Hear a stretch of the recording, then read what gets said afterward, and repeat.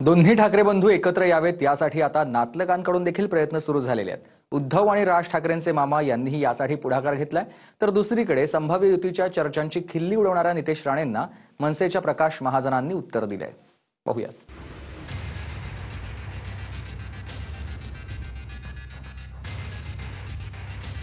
केवढी मोठी ताकद आहे हो।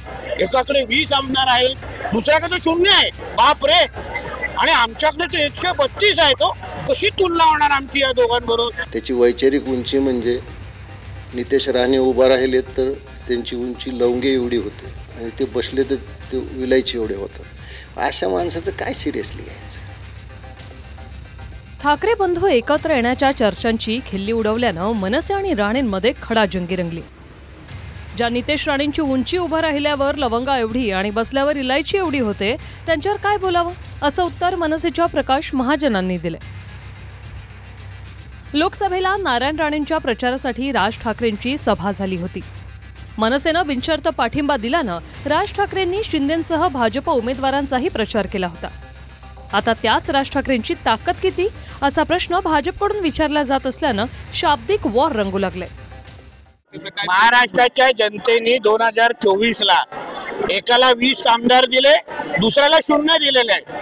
भरपूर ताकद आहे। आम्ही एवढं घाबरलो आहे की आम्हाला झोप लागत नाहीये। एवढी भीती वाटते आम्हाला लोकांना। भारतीय जनता पक्ष आमच्या जिल्हाध्यक्षांना घाम आलाय, मला घाम आलाय की आता आमचं कसं होणार? केवढी मोठी ताकद आहे हो। एकाकडे 20 आमदार आहेत, दुसऱ्याकडे 0 आहे। बाप रे। आणि आमच्याकडे तर 132 आहे। तो कशी तुलना होणार आमची या दोघांबरोबर? आम्हाला दोघांना फार चिंता वाटते आता हो।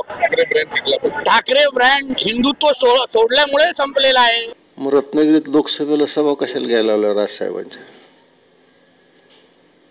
तुम्ही तर घरी गेले होते राजसाहेबांच्या सभा घ्या। खरं म्हणजे नितेश राणेला मी गांभीर्याने घेतच नाही। त्याची वैचारिक उंची आणि वैचारिक रुंदी, वैचारिक खोली तर त्या माणसाला नाहीच आहे। त्याची वैचारिक उंची म्हणजे नितेश राणे उभा राहिले तर त्यांची उंची लवंगे एवढी होते आणि ते बसले तर ते विलायची एवढे होतात। अशा माणसाचं काय सिरियसली घ्यायचं? माहितीनुसार शिवसेना आणि मनसेच्या युतीसाठी उद्धव ठाकरे सकारात्मक आहेत। आता दुसऱ्या फळीतल्या नेत्यांची मतं घेतली जात असल्याचं सांगितलं जाते। ठाकरेंचे नातलग देखील दोन्ही भाऊ एकत्र यावे यासाठी पुढाकार घेत असल्याची चर्चा आहे। आनंद आहे ना। आता मी बरेच वर्ष प्रयत्न करतोय, आता तर लवकरच ते एकत्र येत असतील या गोष्टीचा मला खूप आनंद आहे। आणि मराठी माणसासाठी आणि महाराष्ट्रासाठी ही फार चांगली गोष्ट आहे। यावेळी संजय राऊत साहेबांनी जास्ती त्याच्यावर लक्ष दिलेलं आहे। न घडणाऱ्या घटनासुद्धा चांगल्या तऱ्हेने घडत असतात, जे त्याची प्रतीची लवकरच येईल आणि ते पण त्या दृष्टीने विचार करतायत। दोन्ही भाऊ एकत्र येण्याची तयारी सुरू झालेली आहे। त्यात नातेवाईकसुद्धा इन्व्हॉल्व झाले। म्हणजे आता आम्ही सर्वच मिळून त्या ठिकाणी, म्हणजे आम्ही सगळे शिवसैनिक सगळे विचारून, पदाधिकारी हे सगळे मोठे मोठे हे सगळे पदाधिकारी, मी त्यांना विचारलं बाबा काय तुमचं मत आहे? नाही नाही, दोन भाऊ एकत्र आलेच पाहिजे असं म्हणतात सगळे। भाजप, शिंदे, दादा ह्या महायुतीला धडा देतील। दरम्यान महायुतीच्या अनेक नेत्यांनी ठाकरे बंधू एकत्र येण्यावर साशंकता वर्तवत ठाकरे बंधू एकत्र आले तरी महाराष्ट्र आमच्याच पाठीशी राहणार असा दावा केलाय। राज ठाकरे खूप हुशार माणूस आहे। तुम्ही कितीही प्रयत्न केलात का तुमचं आता सगळं संपलेलं आहे राजकारणामध्ये, म्हणून गेलेली आपली पद राज ठाकरेंना घेऊन पुन्हा उभी करता येते का? हा तुमचा बालिश प्रयत्न आहे। बाळासाहेबांचा विचार सोडून, शिवरायाचा विचार सोडून जे काही विचित्र आघाडी त्या ठिकाणी केलेली आहे त्याच्यामुळे आज जनाधार संपलेला आहे आणि त्याच्यामुळे युतीचा काही फायदा होईल असं वाटत नाही। काय वाटतं तुम्हाला? सगळेजण एकमेकांना चांगलं ओळखतो, त्या ओळखीप्रमाणे पुढचे निर्णय होतील।